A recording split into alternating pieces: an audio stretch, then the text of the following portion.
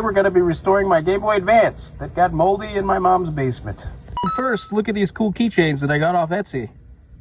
But as you can see, the mold and mildew. First thing that we're going to do is pop the game cartridge. And I've got Star Wars Episode 2, Attack of the Clones in here. And then pop the back up. Set those to the side here.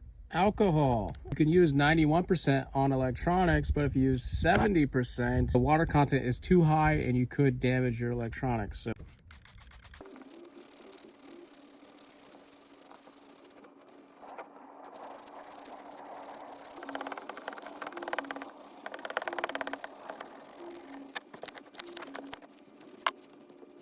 good as new.